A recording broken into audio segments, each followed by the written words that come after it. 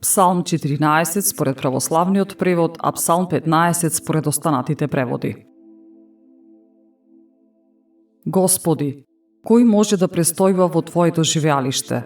Кој може да се всели на Твојата света гора? Оној што оди непорочно, што врши правда и во срцето свое говори вистина. Кој не клевети со јазикот свој, не прави зло на ближниот свој и не го навредува ближниот свој.